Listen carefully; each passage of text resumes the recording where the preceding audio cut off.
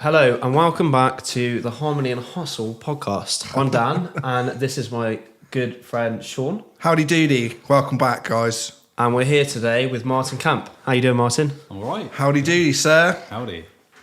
So obviously people listening might not have heard of you. Like, how would you sort of describe yourself and how you're involved in music and the music industry in general?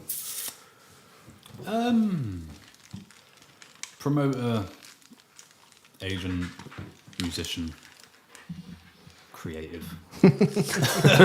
Lots of different labels. Yeah, I can probably add more, but they're the focus. The main ones, yeah. Yeah. And how did you first get into music? You know, did you start off as a musician, like playing in bands and stuff like that, or did you start doing events, or what was the journey like? Yeah, I mean, I grew up in the new metal era, so my first sort of introduction to the music that got me into music, that was, new metal and that period in general, and there was a lot of originality and unknown, be it through bands that had masks and stuff like that. There was a lot of interesting characters. We spoke about this on our first episode, didn't we? Yeah, the mask stuff, like Slipknot. Slipknot, yeah. And it always interested me, the anonymity of some musicians, especially when they went through such great depth to, at that point in time, protect who they were and not let you know who they were. And I really liked that, and through that I took quite a keen interest in Wes Borland from Limp Bizkit, and ended up picking up a guitar myself. Oh, so you play guitar? Is that your instrument, or would you play other stuff too? I did, yeah, for a while, and then I decided that the responsibility of being a guitarist was just too much. I couldn't be asked with it. so I got rid of a few strings and went on to bass, so I could sort of sit in the background a little bit and play root notes. So yeah, guitar was what got me into it, and it just sort of went on from there. Really, just paid a lot of interest to the industry and what other bands were doing and stuff, and my interest sort of peaked in different directions until I started doing everything else that I do now, and doing various press things and radio stuff, and all the way up until promoting and booking and. Sick. So just going back to the bass thing quickly, are you doing any stuff actively with that, like in bands and stuff? I think I might know the answer to this question, but I don't want to ask directly, so I'll see what you say. I did a bit of research. Yeah, right. So that's interesting. Right this minute, musically, I'm quiet. Okay. So when I've got a couple of things that are there and available as and when they're available. So there's one band called Influence, who we lost a drummer, and we've not been able to find another drummer since. So that's just sort of laid dormant. And then Ryan, Yes. local guy here, yeah. This is what I saw, and I was like, ooh. I was like, that's interesting. I want to know how this came about. So Tell us. So yeah, I worked with Freddie and Ellie, who were the guitarist and the drummer, in reworking a bunch of his hits with Soil and Drowning Pool, and Yeah. and then we went out and did a bunch of shows that. So Ryan is the singer from Soil and Drowning Pool. Yes. Mayan McCombs. McCombs. Yeah. I saw that and I was like, that's familiar. Yeah, I local looked band. into it. I was like, ooh, that's interesting. How did that come about? Because they're all American. Yeah, but he lives over here, doesn't he? Does it? I didn't know. I had no idea. Well, I had no idea. I haven't listened to Yeah. it in a long time, and it brought back memories. I was like, oh my God. Just through mutuals. Yeah, We like got chatting connections, and one thing led to another, Sick. That's cool. It's pretty So unique. yeah, and yeah, that's something that we do when he's around and available. But Nice. Just like a side project gig sort of thing for fun. Yeah. Yeah, I mean, his schedule's been a bit mental recently. Yeah. So it's been difficult to do anything, but yeah, we've done some good stuff with it. So That's interesting. What other like bands and projects have you been involved with musically? many years ago, with the singer, I started the band Gut Locker. What a cool name. Yeah, God, yeah. And then I was with Colour of Bone for a little bit before they started gigging. Name rings a bell. They're local, and I've got them playing Deadfest. Yeah, okay. So That's right, yeah. I was with them. There's a few bands that I've been a part of that are playing Deadfest this year. Yeah. But yeah, so Not getting there's that. FOMO, fear of missing out, Around what? not playing Deathfest. Who, me? Yeah. No, I'm Nah. be busy enough. Yeah, no, that's I fair could enough. have. I'm just curious because you said you're in a lot of band. You were in a lot of bands you're playing. So I was like, oh. Yeah, I mean, if Influence was still doing stuff, Yeah. I would have 100% put us on there because we would have fit the bill, and it would have Yeah. been just fun to just play a gig. Because I see these guys play. Like I try and catch the gigs, and I get FOMO. I'm like, fuck. Yeah, no, I love it. Bastards. I love playing live. It's Yeah, great. I miss it, man. I mean, Like, as soon as I got a chance, I'm going to finally start like a metal band, like a hard rock band, and like I mean, I've got do what I'm meant to be some- doing. But yeah, some sort of musical impression on the event with this charity song that I've been putting together, and that's all. something that I've okay. I think written. I've heard some rumblings of this. Yeah, but it's I a didn't big, look too much. big project. It's been probably half a year's worth of work just Wow. to do one song. Jeez. Wow, Yeah, Metal Live Aid. really? Oh, mate, that sounds like a really cool idea. Yeah. Like, So I'm trying Are you to. able to say who's involved with that, or Yeah, I've put all the names out. You have? Okay, cool. There's like, I don't remember everyone off the top of my head, but there's 18 musicians in total. Wow. All of them are in the bands that are playing Depfest this year. okay, Right. that's really cool. And then a selection of different sound engineers and stuff that have worked with the drummer and the guitarist and a couple of the singers and that. And Yeah, I was going to ask if it's just all the singers like doing a bit, or if it's like all no, it's members- the band all as mem- well. Yeah, whole And band. then, Yeah, like, that's my, really cool. My stagehand, he did one of the guitars. Whoops, he did one of the guitar solos on it. Nice. And because of Like a guitar solo. I had two bass. There's 3 guitar solos in it. I like free guitar solos. but Hell yeah. I had 2 different bassists lined up, but due to busy schedules and, Yeah, and stuff, yeah. in the end, I was like, I've got like a week and I'm not getting any sign of life. So Sounds like my uni modules. so I've ended up playing the bass on it. Oh, nice. Oh, that's cool. Which I didn't want to do, but No? no, I didn't want to Oh, be a fair part. enough. I didn't want to criticise it. I wanted to enjoy it. If I'm Yeah, going to criticise yeah. So- Because you're playing on you'll just nitpick it and be like, it. Yeah, I mean, yeah, I haven't, I'm no because stranger actually- to that. I'm pretty happy with what I did on it, so it sounds Good. and it sounds good. So, yeah, that goes When's off that looking to come out? soon. Soon. Yeah, I finished. I was in the studio with Earthworm Recording Studios. They're the ones that are mixing it. Okay. They're local to here. I know that one. Yeah. yeah. Good So- I've studio. not heard. Yeah, Where is I've it? done a session there. I think is it in Greenbridge? Is that the right one? Oh, it's the other okay. side of No, Swindon. yeah, that sort of side. Yeah. I thought so. So he's mixed it, and I went over to do all the final bits with him and make sure everything was where it needed to be last night. So we sent it off to be mastered last night. So probably by the time this comes out, I'll probably have the master back. Nice. I'm stoked to hear that. Yeah. Like, And then when the master comes back, I can choose a date and get it out to press and radio and yeah. nice. What radio stuff are you involved with? Is that anything to do with 105.5 or? No, I imagined not, but I did some stuff with a couple of online metal radio stations. So okay. I did a lot of show coverage for them, like press it, download, and Oh, sweet. interviewing Okay, and nice. reviewing and stuff. Yeah, downloads just happened, hasn't it? Yeah, this was a fair few years ago now. Okay. But yeah, I did a few of the festivals and went to a bunch of different shows and album reviews and stuff like that. So that was more my part in that. I mean, I did some hospital radio for a while, and then initially I was doing like graphic design, web design for a mainstream radio station many years ago. So I've been tied in with all that for a little while. Nice. Sick. So how did you get into like promoting shows? I mean, obviously it sounds like you're involved in a lot of different music projects. So I guess that's a challenge in itself. But what led you into thinking, I'll start putting on my own gigs?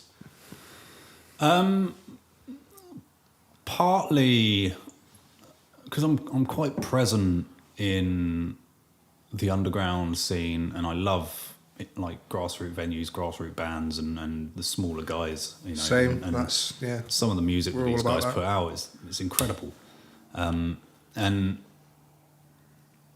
what I've sort of tried, or what motivated me to try and do something is trying to put myself in a position where I can attempt to alter the outer city venues and try and get something that's a bit more bigger. you know, Sure. Without, there's a lot of great mid-range bands or bigger bands that will tour the smaller cities or the smaller towns and stuff that are off your typical sort of touring route. Yeah.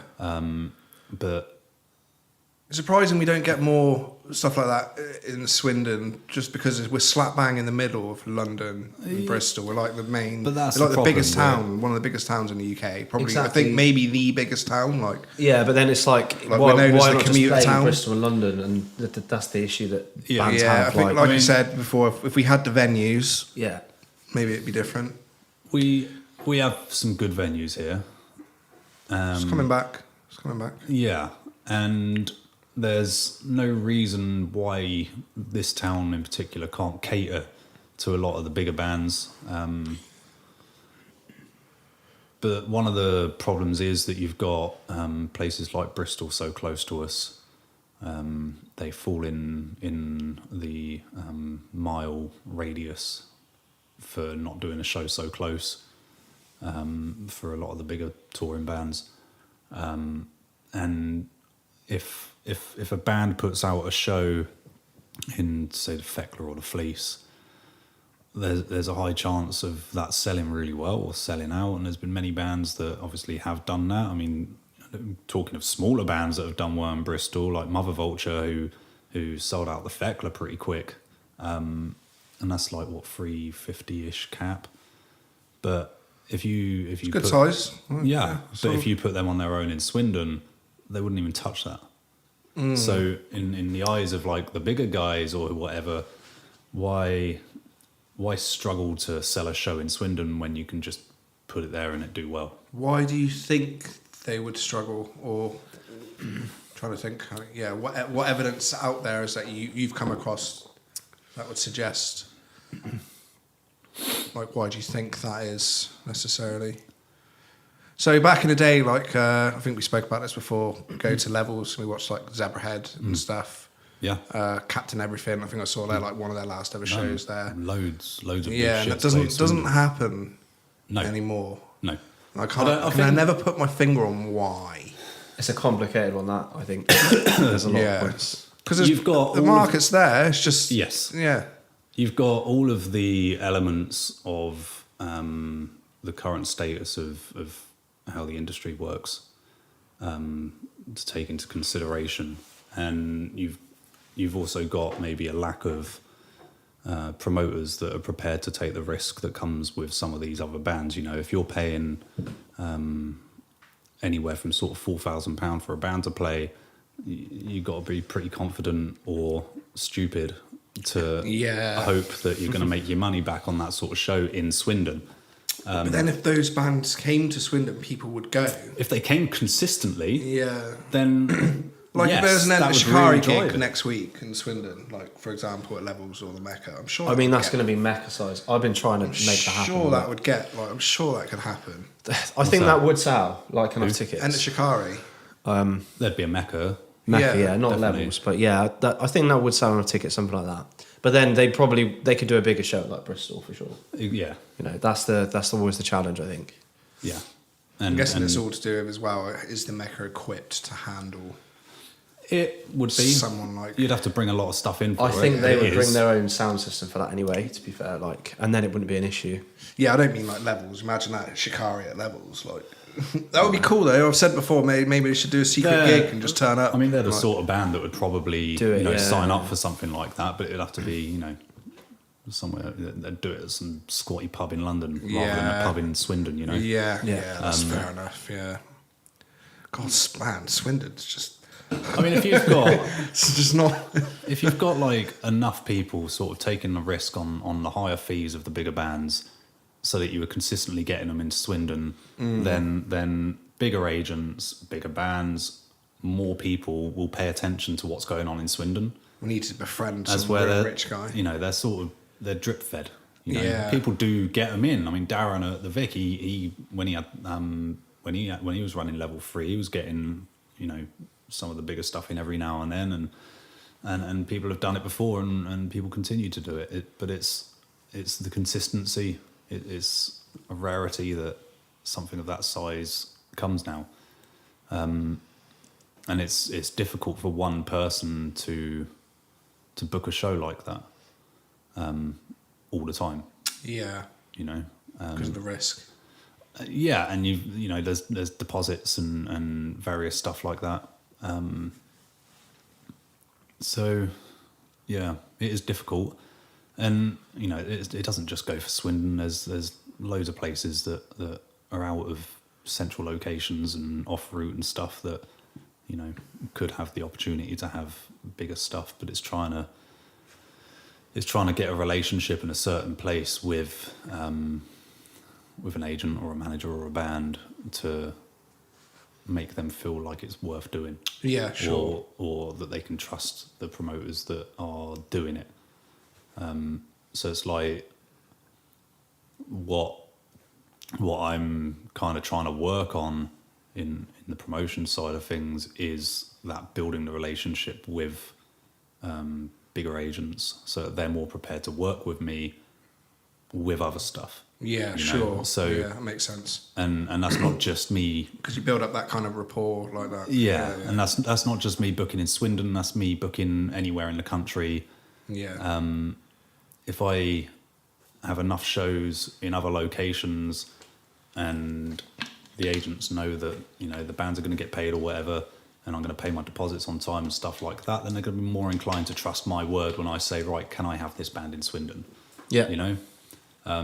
But a lot of these people, they've got better relationships, solid relationships that they've had for a long time with promoters in Swindon, Oxford, and all these other places, that they know that guy. Why give me that? So yeah, it's just a timely process of building a relationship and being trusted by these guys. Slowly working your way up that ladder. Yeah. So that goes with everything, I suppose. Like, Yeah. That's kind of what the first sort of step of that is what Depfest is this year. Yeah. I'm working with. Well, compared to last year, like I said, what was that? I don't know. I thought it was a camera then for a second. Good. There's ghosts in the room.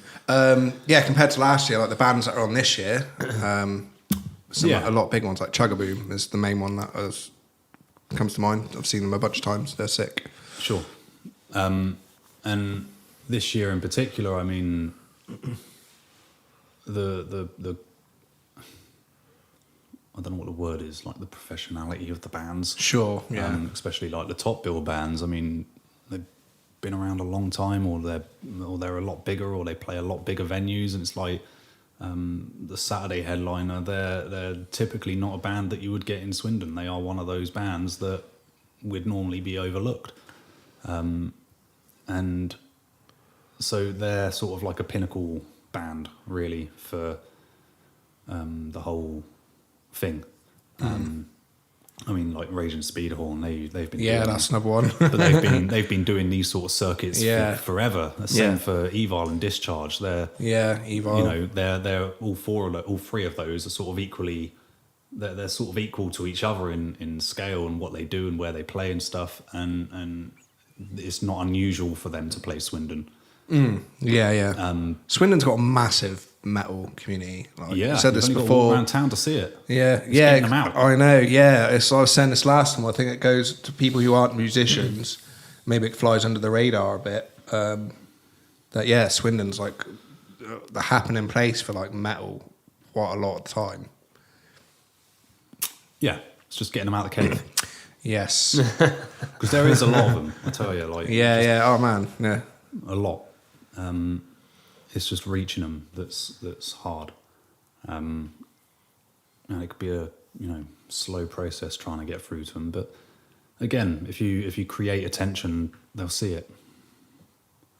Build it and they will come. Exactly. That goes the famous saying. So, like I said, the more people that are doing it and taking the risks and prepared to lose a lot of money, then they're the guys that we need.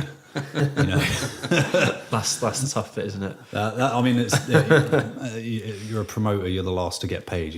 Everyone else gets paid first. So it makes me laugh when bands will judge promoters against that and be like, "You're not paying me enough," but then actually the promoter is often worse off than the bands. Like ultimately, yeah, because they assume all the risks. 100%, but bands are very quick to like judge promoters if they're not getting paid enough for their gig or whatever. Yeah, I mean, it's not just bands. I mean, it's everyone. It's a shit situation for everyone, and everyone needs to, you've got to have somewhere to blame and point fingers and stuff. And yeah, for sure. The bands deserve to get paid, and they deserve everything that they have for their art form. But at the same time, independent agents deserve to get paid and earn money from it. Independent promoters deserve to get money, and the venues deserve to get money. So everyone's dipping their hands in the pocket. We're all on the same level, but at the end of the day, the promoters are the ones that end up losing it all because they need to make sure that you're paid. Because if you guys make these things happen, though, without you, arguably, like 100%, there'd be no Deprivation Fest, and there'd be no, Yeah. So what was the history of DEPFest? How did it first come about? And what goes into planning and organising an event like that? Too much. I was there last year for all 3 days, and it was sick. I had a sick time. Oh, it was great. Yeah, it was good fun. I liked it a lot. So it kind of originally stemmed from my parents not looking after my kids so that me and the wife could go to Bloodstock for the weekend. And my sort of rebellious side to that was, I need my fulfillment.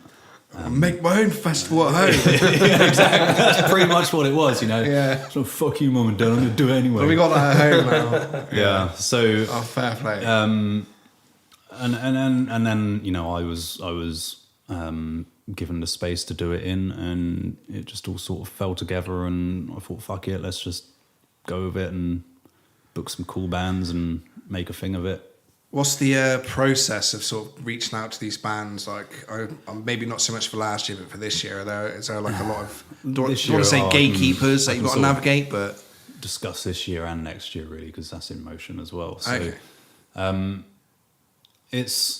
It depends what it is. If you're dealing with like the signed bands or the unsigned bands, and what the agent is and how big the agent is, and stuff like that. So there's some of like the process for this year where I'd say I sort of went the wrong direction, was trying to organise the more support bands and stuff before sorting the headliners out, because that makes it a bit more difficult to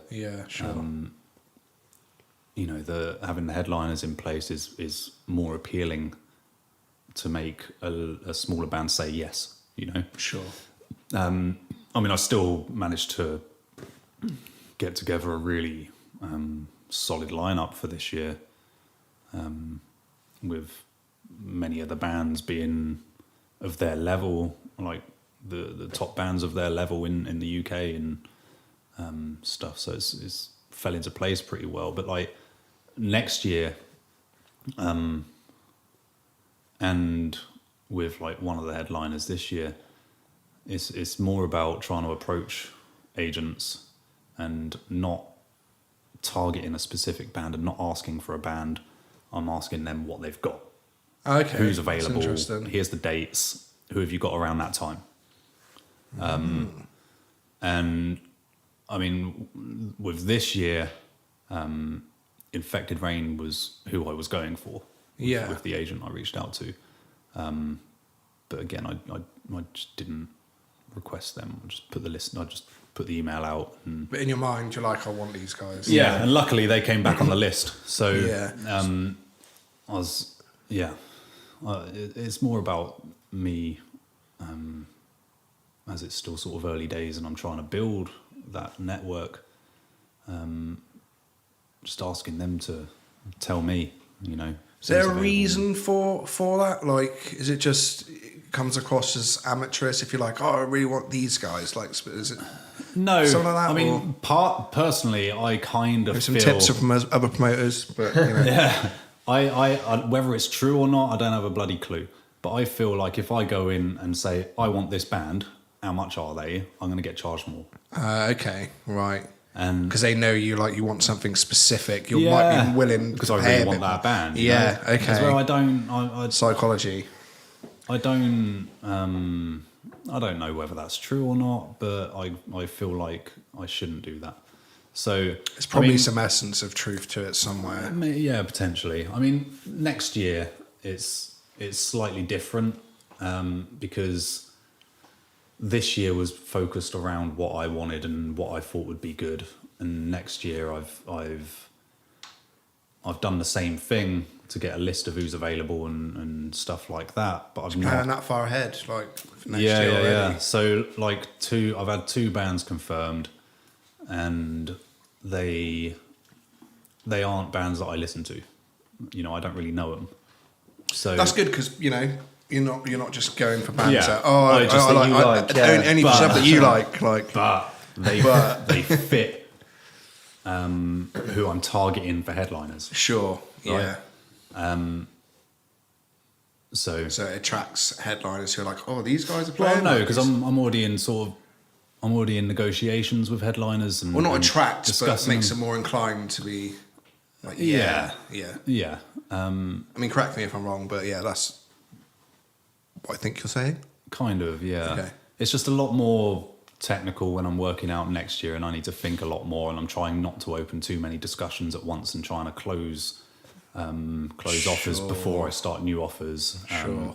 So there's a whole number of different agencies that have offered me some fucking incredible bands, and I could 100% start offering out for things.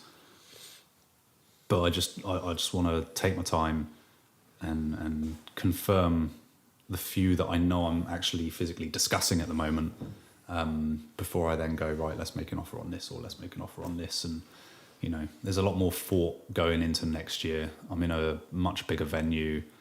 So, 1,300 cap. Oh. Yes. It's leaving Swindon. It's leaving Swindon. Yes. Oh, the home of Depfest is buggering off already. Come on. No, I'm still planning on tying things in with it in the town and doing stuff in the town. But for Depfest to do what I want that to do, it needs to not be here. You know. Sure. Yeah. So that's moving next year. Bigger venue, a bit more. Professionally organised from what the venue offers and how they look after the bands and all this sort of stuff. It's kind of required because of the level of band that I'm dealing with. They want more specific information that this venue's already got sorted in a spreadsheet that I can just send and be like, organise it to this diameters of this and that and whatever. Because it's a hell of a lot more money than dealing with bands for a 350, 400 cap venue, Then that opens you up to bigger bands. Yeah, I mean, it is. I mean, that's ultimately what it is next year. I mean, the sort of bands. Wasn't it Bloodstock and possibly down? They just when they first started, it was just a tent in a field. Like, am I right? Is that right? No, Bloodstock's first year was indoor. Okay, I don't know what I'm thinking of. I watched a documentary on something. Most festivals started that small. Like, it's crazy to... I mean, might have been something I heard in the Woodstock documentary on Netflix, when the guy's like talking about how he first got started, and he was like, it was literally just in a field, like. Yeah, some do. I mean, ATG, he went straight for a field with what he does. Damnation, that started off in a small venue. I think one of their first headliners was Speedhorn as well, to be fair. Bloodstock was in a bigger venue, but it was still indoors for the first year. So yeah, they all, even Glastonbury started off in the village hall. So Yeah, exactly. did it? I did not know that. So I'm guessing then, with that in mind, your plan for DEPFest is to reach like Bloodstock download levels. No. Oh, okay. Interesting. I don't- Why It's not? still kind of underground though, right? Like, so there's a... Yeah, but I mean, It depends how you want to look at it. A lot of my favourite bands and the bands that I gravitate towards are of the level of a 1,300 cap venue. They don't do much bigger than that unless they're doing so, like a big so we're show. not talking the Event Sevenfolds, the Kill Switch No, Engages. because I'm not interested in any of that. It Oh, you probably, know what? I it would not, sell. Surprises me. Okay. I'm sure it would sell, but Yeah. that's not what DEPFest is. I think I may be struggling to. Are those bands that you listen to like on a regular? Like, yeah. Well, Sevenfold, like back in the day, maybe when they were good, Yeah. Fair enough. Yeah. but not now. No, I went a bit darker. So Okay. yeah, not these days. No. Interesting. Yeah, I think that was something I sort of forgot to ask. I usually ask like all the guests, like, sort of, what's your actual music taste? What band you into? Like, who's your favourite artist? And so on. So. I still love me new metal and that. I listen to fucking everything. It's just what I've gravitated towards is Strictly business-wise, you talking like what the stuff you've gravitated towards, or do you mean your like taste and actual? I'd book anything if it was, if I thought it was good. Okay, cool. And my musical taste is quite diverse. Yes, my preference is like death metal and black metal, but I like everything. Yeah, I think that's a good answer. If you're good, into music, like you just listen to Yeah, everything. 100%. Like, if it's good, I'll like it. Yeah, You know, yeah. If someone is into smooth jazz and they're like, this is the best you get from that. Yeah, and yeah, they totally. play it and I'm like, no, then whatever. But if it's good, it's good. What is the line between it being like good and not good in that sense? It'd be interesting that's to hear. hard, like, that, isn't it? Because it's so subjective, isn't it? Music. You Like, got to be able to hear that whoever's written that bit of music, you can hear if someone's passionate about what they're doing. that is a sort of know. answer I'd give to that. Yeah. The passion. And there's 100% difference, because someone that cares about their music and puts a lot of work into their music and has taken time to really listen to their own music and write their music pays as much attention when they're in the studio to what that producer's doing to their baby. it's really easy and to that tell shows. which ones those bands are as well when you go to see them. Yeah, Yeah, how they especially perform live. their music as Especially well. live, Yeah. For So, sure. there's, yeah. Interesting. Good Just- answer. I like that. Going back to DEPFest, how do you? Yeah, go sorry, About, no, sorry. it's all right. How do you go about like the marketing promotion side in terms of ticket sales and like I guess the consumer side? Because obviously you talked about bookings. What do you do in terms of getting people to come along essentially? Handcuffs, whips, chains. Yeah. Domination. Every time I talk to someone, can I have the long card number? It's difficult. Again, I'm not someone who's made of money. Making DEPFest work personally has been really fucking hard on a financial level. To be able to cover it myself and to get into that position where the bands are going to get paid. That's okay. Everyone's going to get paid. That's all that matters, That has restricted what I could have done or would have liked to have done with marketing and stuff like that. I've had quotes, prices, and everything that I need, and the right connections to have things in various magazines or the big posters at other festivals that are going on, and some of the billboards in Swindon and stuff like that. And I've had, I would have loved to have done all of that. However, various things leading to me having to fork out a bit more for the event, it just restricted me a bit. So there's been a lot more physical grafting when it comes to it, and flyering and spamming all over social media and sitting there in the evenings trying to work out new fucking platforms that aren't Facebook because they keep shoving their fingers in me. I saw that. Yeah, you got. Yeah, I saw that. Yeah, so with. Well, these bands, obviously they're going to be self-promoting as well because they want to be wanting their fans to come to the gigs. So they're doing their part. I mean, it's difficult for some of them. I mean, like a band like Infected Rain, for example, I wouldn't expect them to constantly keep going on about Deathfest because they're a big international touring band, so they can put out their tour flyer and that's about it. Maybe go on about the show a week or so before. But that's good enough because if they've got fans here, that's how they'll find out about it. Like, oh, sick, they're only down the road. Yeah. And then, they're constantly touring, they're doing it with bigger bands and they're doing all the bigger festivals and that. They're playing Bloodstock and people come across them, and I know that is sort of happening. Every time they do something, whether it be like release their album or play a show in a particular area or something, I get a little spike. So that's reflected and it works. Speedhorn, they're good. They like and share. You can stuff. say the full name. Right. It's too long. Raging Speedhorn. What a name! That's amazing. I love it. So they all do their part. A lot of the smaller bands are really good. They'll holler and shout and scream about it, which is great. It's always appreciated. So people do it. Not as much as me, but. I'm the one losing the money. Well, it's great for the listeners. It's great for the listeners, like the people who come in to the festival, because there's a shit ton of bands playing over the 3 days. And people are going to discover stuff that they've not heard of before. There's definitely some names on there that I've not heard of, and I'm specifically coming because there's specific bands I want to see. But I know I'm going to find some like hidden gems. So I mean, if you're coming on the Sunday, you got a great bloody day there. So. Yeah, I'll be coming to those 3 days and booking the day before the first day off work and the day after the last day off work for prep. Yeah, I still got recovery time. Yeah, I think we're keeping it open until sort of early hours in the morning on the Friday and the Saturday as well. Hell so nice. Yeah.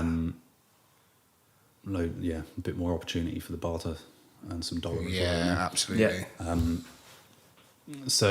Yeah. And then I think the Friday. The tour bus would probably be turning up about the time that the club ends, so I've got to keep an eye out for that. Yeah. So get in. I've not slept for a month. Make all these fans happy and feel welcome, and and that's important to me. Sure. I'm around chatting to everyone and saying hello to everyone and trying to make sure that everyone's having a good time. So and it's so far it's looking good. There's decent numbers, that there's enough so far that it's going to feel like a really good time. Sure, which is good. That's all that's sort of important to me, really. So it should be cool. I'm looking forward to it. So for those who are after tickets, where can they go? Because so I know the answer, but for those listening who don't. So the tickets are available on the website, which is www.deprivationfest.com. I shall put it in the link. Yeah. The appropriate places for you. So there's day tickets and weekend tickets. Weekend tickets are £60. Friday tickets are $20. Saturday, Sunday are $30 each. Sweet. And then if you pre-order... So if you get the 3-day pass straight up, you're already getting a discount. Yeah, and also if you pre-order a 2024 T-shirt, they are currently reduced at £15, and then I will personally send out a discount code to get a weekend ticket for £45. So technically you're paying £60 for a T-shirt and your ticket. And a ticket. But the T-shirts will be like £20 on the day. Maybe I'll do that. It's a good deal. It's a good T-shirt. Wearing it. Oh, is this it here? Yeah. It's cool, right? Yeah, that's sick. Yeah. That's actually sick. It's got like the bands playing on the back as well. Yeah, the lineup's on the back and that. Yeah. Hopefully the camera can see that. But it's on the camera fine. So it reminds me of like Scarecrow. From it is Batman. It is a scarecrow. That's the whole point. Oh my God, it's overhead. I'm noticing more stuff. I'm looking at it. Call him Rodney. That's it, Rodney. The Scarecrow. Is that the mascot's name? Like, yeah, he's the deprived Rodney, all out in his little field on his own, all scared and worried because no one's turned up to his show. Next year, the T-shirt have a big grin, like great success. I don't know. I'm going for a bit of a chrome look next year, so I might have. Oh, like, really? some Okay. Bionic Scarecrow or something. I don't know. That's what I'm trying to. You still got T-shirts from last year. Did you make any for last year, or just curious? Yeah, I've got T-shirts at home still from last year. I've kind of ignored them, so I don't know. We made our money back on them. Yeah, so no, that's a dope shirt. sitting I'm apart. gonna have to do what you suggested. And yeah, grab and myself. now that I'm doing it all through my website, I've got a lot more control over my tickets. I find I get the security that comes with the bigger ticket providers and stuff, but I really don't feel that it's essential when you're only dealing with a few hundred people to literally. There's a lot more assurance with it by doing it through a proper ticket provider, and you're paying your booking fees and stuff to represent that and protect your tickets and stuff. But I've put stuff in place to offer the same protection to myself. So by doing it through my website, I've been able to get rid of the booking fee. So people are now able to get their ticket. There is a fee, but I've absorbed it. But even if there was a fee, it's 50p. Sure. So as where some of the other ticket providers, because I didn't have like a pre-arrangement or something with them, like the weekend ticket booking fee was like £6, and it's ridiculous, and I don't want to be charging that, Yeah, you have to put your ticket prices up and I as a don't result. like it. I don't like price it of at a beer, all. that, isn't it? Yeah. And I spoke to them about the booking fee, because one of them, they reimburse you 50% of the booking fee. I'm like, but I don't want that. Why don't you just put a lower booking fee? Lower booking Yeah. fee. Yeah, it doesn't make any sense. It's cool. It's great. business, it's cash flow for them. yeah. It's good that you do Risk. that. It's good that you reimburse the booking fee. But Yeah. at the end of the day, like, I'm not complaining about the booking fee. It's the people that have to pay it that are complaining. 100%, about it, yeah. Which is Exactly. why So- maybe people pay on the door and end up having to pay a Yeah, little bit more so anyway. I've taken a break from it. I've removed the booking fee from the tickets, so I'm getting like 50p less per ticket. But yeah, I'd rather people pay what it says that the price is, rather than Yeah, sure. have all these hidden things added on. Yeah. And then that's all secured away and protected. So if I ever need to cancel and refund, it's no stress for me to just sit there for a day and just refund individually. So is it's this- not a massive number of Is people. that something you came across when levels closed down? Because obviously that was my first thought. It's like, oh, well, what's going to happen to Depfest? And obviously now it's back on and we're good to go.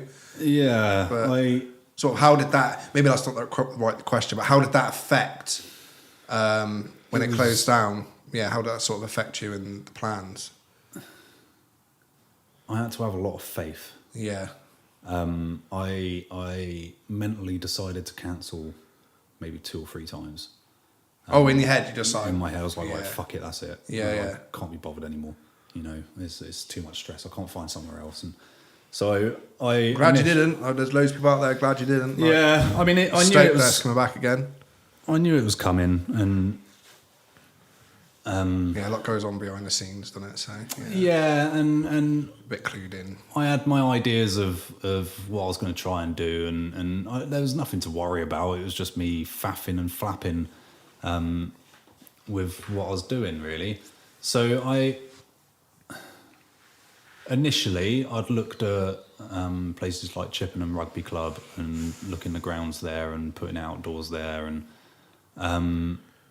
then That's where you're based, isn't it, Chippenham? Where you're based? yeah. And then I'd had a meeting with the guy that runs Mecca about looking at doing it there. That's interesting. And a few other places. I literally ventured many options, but I just couldn't. I couldn't find a place that would make it work for the 2-stage thing, without it being too distant from what it's been organised to be, or costing more than it needs to be. 2-stage thing. So the Raleigh, the So Rolleston. yeah, it's the pub and the venue. Ah. So Yeah, last year it wasn't like that, was it? no, It was it's all just just a venue. Is that just because of the amount of bands now? Like it's like twice as many bands playing, or Yeah. Sure, cool. So That'd be interesting. yeah, it would be fun. Yeah. Some of those bands in that pub are just gonna. Yeah. That's what I mean. I'm like, Wow, It's loud, It's isn't like- it? it's- it's gonna be it's- fun. it's loud in there, and it's. I mean, Awkward shape. It's what? Sorry. Awkward shape. It is. Yeah, that's what I was trying to work. I was like, it's deceptively. It's not. I don't know. It's in front of the stage. In there's front of not the much stage, there's no is there, space, like- but it goes No. back so far. That's like, to right, the side. side, Yeah, like, yeah. It's a weird. But like weird when one. you're at the bars like here, and the stage is like where you are, like Yeah. maybe not even that much room, and it's So like it's weird, like triangle bit in the corner that goes right. That's gonna be fun, actually. I think it'll be fun. yeah. So basically, I was in constant conversation with the brewery and keeping tabs on what they were doing and emailing them every other bloody day, because I just wanted to make sure that, is someone coming in? When are they coming in? What's going on? Is my event protected? I don't want to have to cancel this event. I want to, I just want to know that I'm good to go for August. Yeah. And yeah, so in the end I was like, right, I'll wait and let's just see what happens with that. I mean, it's the biggest difficulty with it really has been the fact that everyone in Swindon knows that the place shut down and it was closed and it was boarded up, which for me, trying to push an event that's coming up there was difficult, because everyone's like, but it's boarded up and shut down. Yeah, that's the fate. This is why I held off on tickets at the time, because I was that Yeah, close exactly. to getting Loads them. of people did. Yeah. And then I was like, shit. Like, Yeah. okay, And- I guess and I'll wait and see what's going on.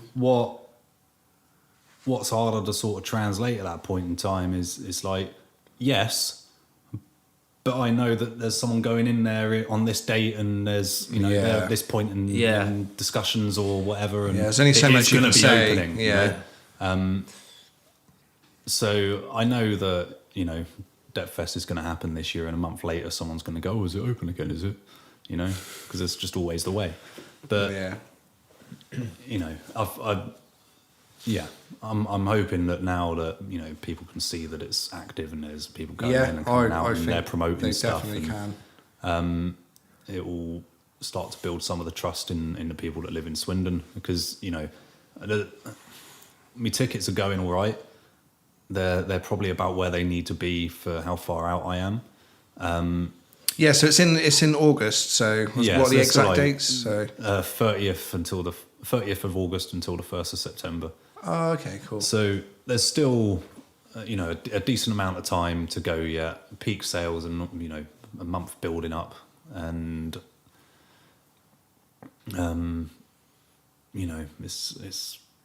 it is what it is. But like 95% of the tickets aren't even Swindon people.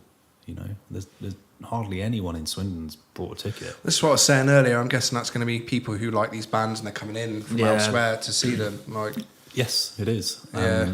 I've got people flying in from Europe. There's a guy coming over from the States for it. There's people coming from all over Scotland, Ireland, up north, Wales, just everywhere except Swindon. I think the last month and the last 2 weeks, you'll probably see a massive spike, because then people will be like, "Oh shit, this is coming up. Let's grab my," because this is what I just haven't got around to doing it. Like, No, and I will. I'm coming. Like, are you going to go? You should go. You should go for one of the days. Maybe. at I'm not least. massive into metal, but it would be good So? to go for one day. It's still fun. Yeah. Oh yeah, it'd be fun. I wouldn't do like It's an all the experience, time, isn't but it? yeah, it'd be Like- good to do one day. for sure. It's not all death. It's not all death metal. no, it's quite like- diverse. Yeah. I mean, It wasn't like that last year, where there was a lot of like really melodic stuff. I remember, Yeah, which is stuff yeah, that last- I really like the melodic Yeah. sort So of side of it. this year, like the Friday, I mean, Rage and Speedhorn are very fast groove, hardcore type band. And the support on that day are quite similar in that sense. And each day's sort of got its theme. So it's like on the Saturday, there's a bit more sort of industrial metal and death metal and stuff. And then like the Sunday's really fast and thrashy or punky and a bit of emo stuff on there. And so each day sort of holds its own. It's a different experience every day, even though it's all like metal based stuff. Like they've got a different. People who listen to metal know there's like 20 different genres of metal now. Like so, There's more than that. yeah, there's like it just doesn't end. Whereas the normal person, metal is just and it's not like that. But I mean, like, you know, you look at like Mother Vulture, they ain't metal, they're hard rock, probably. Yeah. I mean, well, I don't know, it's probably the wrong terminology for them, but they're closer to that than anything else. And then, you know, having like Discharge playing over them, old school Discharge. fucking, yeah. Some of the metal band names are hilarious. I got Embodiment are playing as well. Yeah. I know them personally. I know the singer personally. Yeah, good guys. Met him when he used to work at Cineworld in Bristol. Really random. Yeah. But like, you know, I mean, Discharge, they've been around forever. They're UK punk legends, really. So having them sort of come into the town's pretty cool. I'm sure they've played before. I think they have, but that should attract a older bunch. So yeah, it's a really mismatched, diverse sort of selection this year that it kind of had to be because it's harder to sell one genre than it is to sell a few. It's not, you know, like 2025. It's going back to what last year was sort of intended to be musically,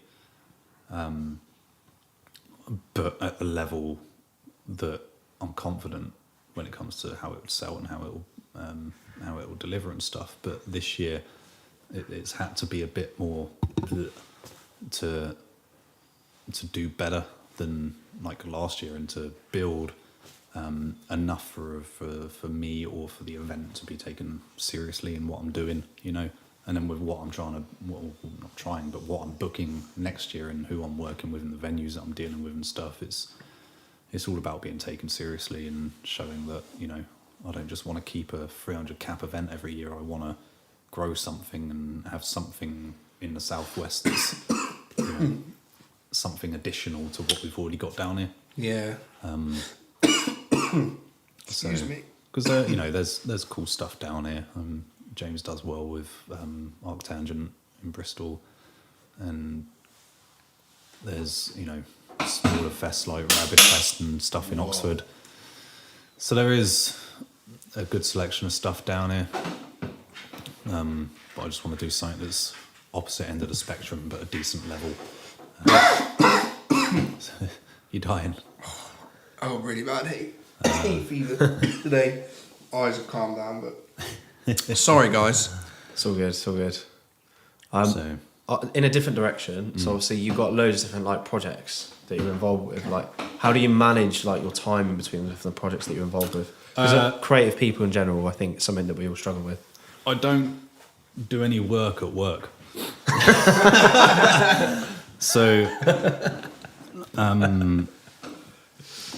I tend to sit there with my laptop. Yeah. And I'll have my spreadsheets open and my emails open, plus my work thing open. And then I've got my work computer next to me, and 99% of the time I'm sat there answering emails and discussing bookings and emailing promoters and whatever, working out all that stuff, working on marketing and how I'm going to push various things. I'm just constantly doing that shit. And then, you know, every time I go for a fag, that's when I can make me phone calls and talk to who I need to talk to and stuff like that, you know. So, yeah, that's it. And then come Friday, I do my work on a Friday. Luckily, I've been at my job long enough, and I know enough about everyone's jobs that what should have probably taken me all week to do, like today, I'm like, oh shit, I'm going home in like 2 hours and I ain't done fuck all. So I'm like, right, laptop down. Do you work best under pressure? Like, yeah. I just crack on and do it. I know I can do it in like 10 minutes if I need to. You know? Yeah. So just leave it till you know, last it's minute. literally like said to the other guys in the office, I'm like, right, my headphones are going in. I need to do some work. just chuck my music on. 45 minutes later, I'd done my week's worth of work. I was like, right, feet back up. So is this your day job, like your sole source of income? I don't know if that's what you mentioned when I was fannying around over there, but it is. Yeah. Okay. So I do other stuff in the week because some of my job involves going out and about and doing stuff. But in terms of like the office stuff, it's piss easy, and I managed to sort of do both at the same time, under the radar a little bit. So at the moment, sweet. Until they see this. Wow. Hopefully, they only listen on Spotify and not see your face. No, not a chance. No. All good. But yeah, that's the best way to manage it. And then I come home, and as soon as I get home, I'm phone in hand, laptop's next to me, and I just keep going and going and going. Yeah, I'm guessing because of the nature of it, it's not really like you just do it as and when, like all the time. You can't like, stop. It's hard to switch off from it. And I can relate to that.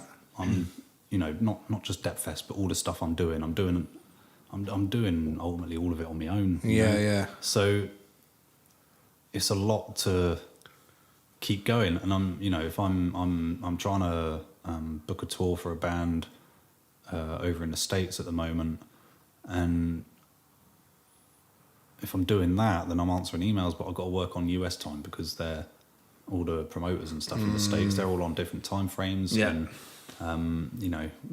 booking for next year's event, I'm talking to agents, but they're on a different time frame. So there's no point me replying in the morning because they ain't going to see it until the next day. So there's no point. I might as well just do it when they're up. Because of the nature of the business, I guess, and if you wait, it might, something else might come with them. Like. So, there's a lot of time differences and stuff that just make it non-stop.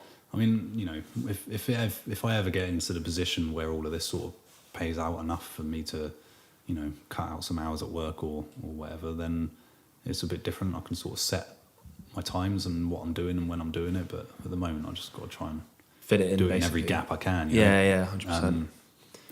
So, yeah. Until then, it's just keep doing it. That's it.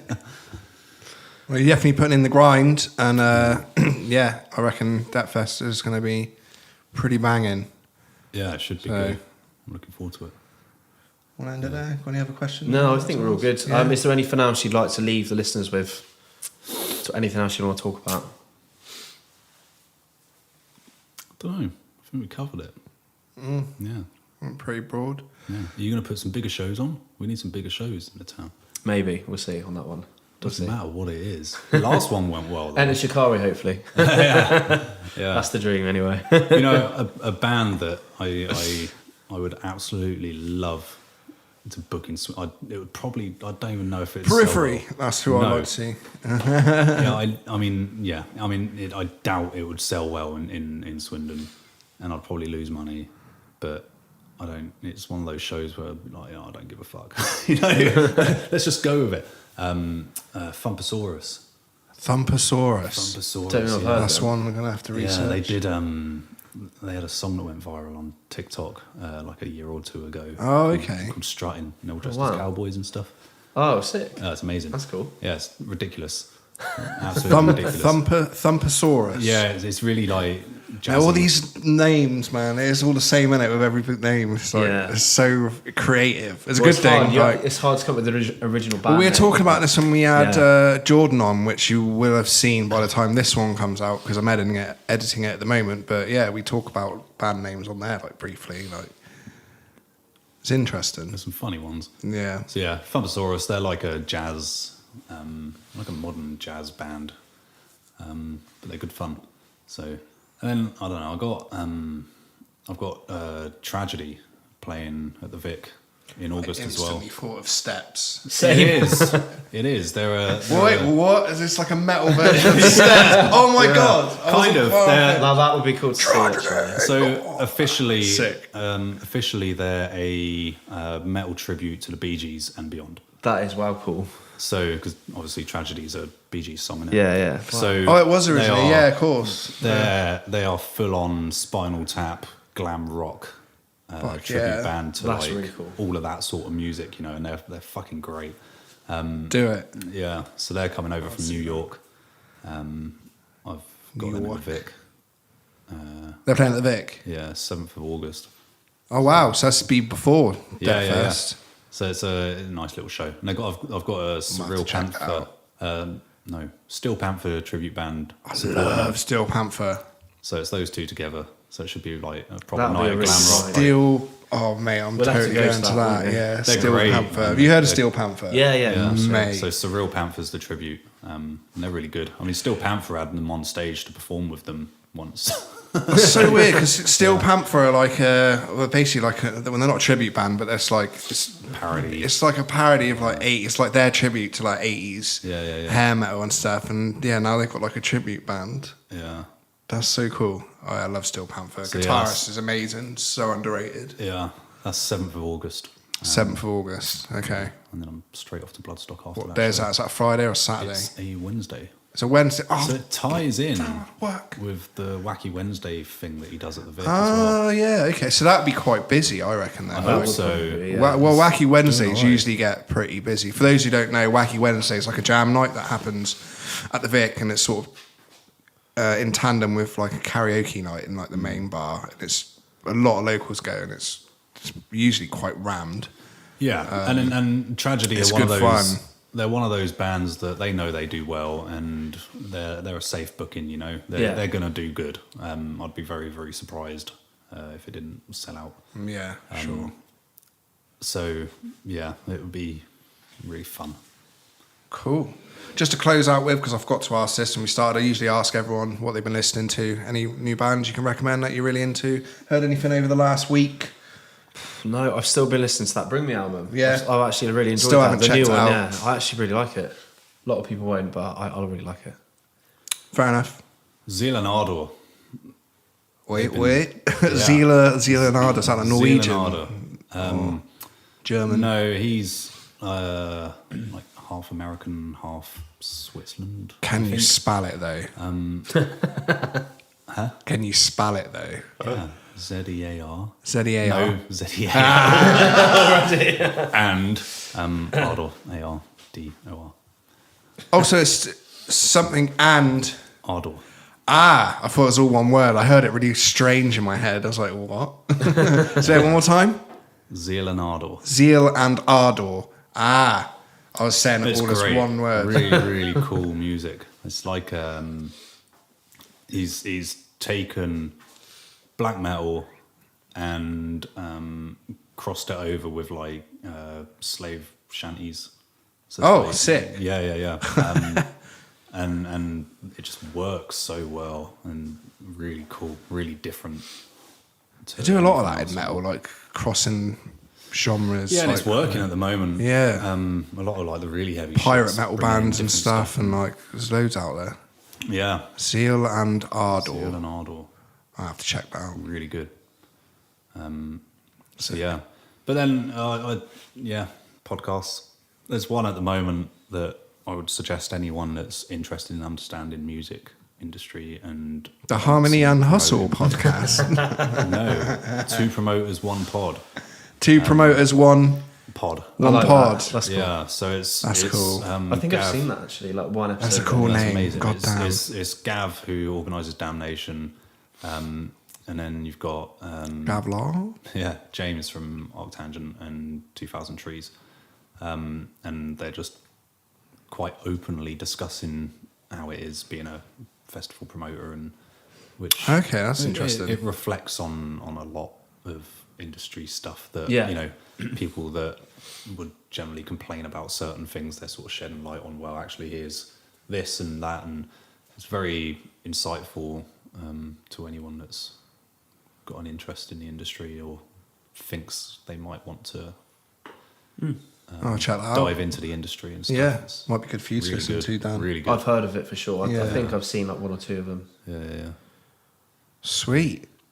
Cool. Well, I guess that's all we got time for Yeah, that's it. today then. But Martin, thanks for coming on. It's been like really insightful and like super interesting. No problem. It's nice to, you know, you're doing a lot of work behind the scenes and Trying. yeah, it's not going unnoticed. So yeah, Deprivation Festival, guys. Swindon Levels and the Rolleston Arms on the 30th of August to the 1st of September. Yeah. £60 for the weekend, 20 for the first day. 30 for Saturday and Sunday. Is that correct? Each. 30 each. And I'll put the description in the appropriate places, the link rather, sorry, where you can purchase these. As well as the charity song, because that's going to be out. Yeah. Will that be out by the time this comes out? I'll put that in the description too. It'll either be out or there'll be a date. Okay, cool. And that's strictly Bandcamp. Okay, Because sweet. to raise So money. yeah, I'm okay, not this putting will on probably be no out in Spotify about or anything until much later. 2 weeks, maybe. Yeah. Yeah, it'll probably be around then. Sweet. Okay, well, I'll talk to you outside of this and Sure. figure it out. Yeah, cool. Thanks Awesome. again, guys, for tuning in. Don't forget to like, comment, and subscribe and all that fun stuff. And we'll see you on the next one. Yeah, thanks for watching. See you next time, guys. Bye.